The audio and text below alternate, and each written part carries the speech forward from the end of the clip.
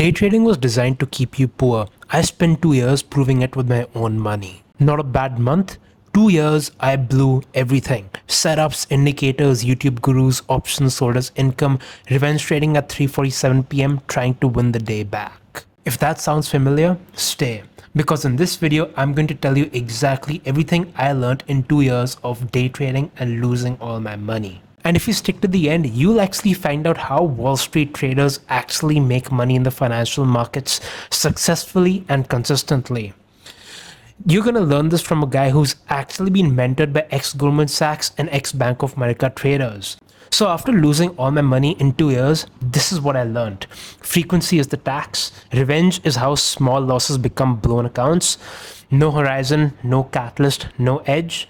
And how professional traders actually size and kill losing trades. So frequency is the tax. More trades means more money gone, okay? Most people think that like chair time is actually a strategy. They actually think like trading and minimum wage is the same thing. So same day options every day, just trying to make money every single day. That is the inverse of how professional traders actually approach the market. Professional traders do the exact opposite. They just take fewer decisions. It's not about trying to be right today. It's about trying not to die this entire quarter and somehow be up just a bit. That's the mindset difference between guys who try trading for passive income versus professional traders on Wall Street who actually manage the big bucks. Now, another thing, your broker actually incentivizes you to trade as frequently as possible. If you go on YouTube right now and search how to start trading, you're just going to be bombarded with day trading indicators and gurus shoving indicators down your throat. These guys are linked with brokerages, and I swear to you, in the link in description of all their channels, they have a link to a brokerage account you can sign up to. They literally incentivize you to trade as frequently as possible. It's a whole business. The brokerage business incentivizes you to literally trade in the biggest size as frequently as possible so that they can just make more money off you, taking the opposite position. Now, revenge trading has no process. Risk is a number you write before you click, not a vibe after you already read. Your daily loss limit is a stop trading switch. That's not a suggestion. That's actually how professional traders actually trade. Before they enter trades, they already have predefined take profit and stop loss levels, okay? And none of that like 2-to-1 risk reward garbage, okay? Professional traders trade products which have an inbuilt asymmetry within them. If you're clicking to get the day back, that's not a trade, that's a fight with the tape. Revenge trading and just trying to get your money back up which you lost so that you can just somehow break even on the day is a loser's game. No one wins trading on emotion. You need to be as agnostic as possible and be totally emotionless. Now, if you want to know exactly how professional traders remain emotionless and agnostic while holding positions and managing risk, book a free call. We don't go over any trading psychology type stuff. We literally go over how professional traders stay in motion, keep recovering losses, recovery trades, and we just go over your book, every single position you have, and get an overlay of like what a professional trader might do in this situation. There's no Wolf of Wall Street type stuff. There's no weird stuff going on. It's literally just a free call, 30 minutes. We just go over every single position you have.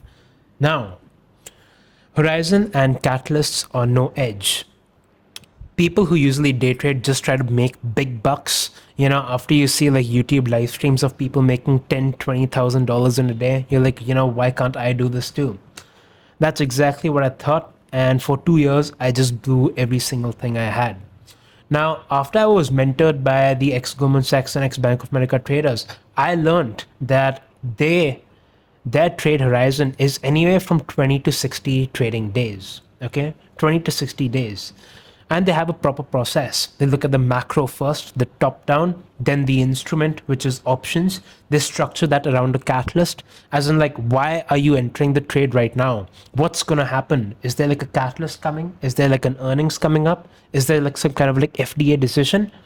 And before they enter the trade, they already mentioned their invalidation in writing. Take profit and stop loss. 20 to 60 days with a proper process is how professional traders actually go by constructing trades, not by buying because of the fair value gap or the order block. or because price retraced and touched the 21-day exponential moving average. If you think big banks in Wall Street are managing billions and billions of dollars of client money by looking at lines on a chart, you're highly mistaken. Lesson 4. Cut losers, don't negotiate. Professional traders risk around 1 to 3% of their account on a single position. Their position sizing is done by maths, and they already have a predefined stop. Professional traders are ruthless about cutting losers fast and letting winners ride. That's exactly what George Soros did, as did Stan Druckenmiller. Okay, every big trader probably follows this to an extent where they just cut their losers ruthlessly. They don't add on to losers, they just let the winners ride. The process I run now, I absolutely don't day trade right now, and every single trade I take has an average time horizon of around 20 to 60 days. There's no revenge trading, there's a predefined stop loss. Then at all times, I have a top-down view. I have a broad idea about the regime we are in. I have a broad filter for names I'm looking at right now, and structuring options around names which actually have real catalysts within them. And lastly, I don't think about individual positions. You have to think about your portfolio as a whole. You have to think about, okay, am I exposed to this theme? Am I not exposed to this theme? What's my risk? That's kind of how you're supposed to think about your portfolio, not just a single position. You got to think about your whole book, not just a single position. Now, if you want to actually know how to implement this yourself and actually get like a proper understanding of how you actually practically implement this, book a free call. Links in the description below.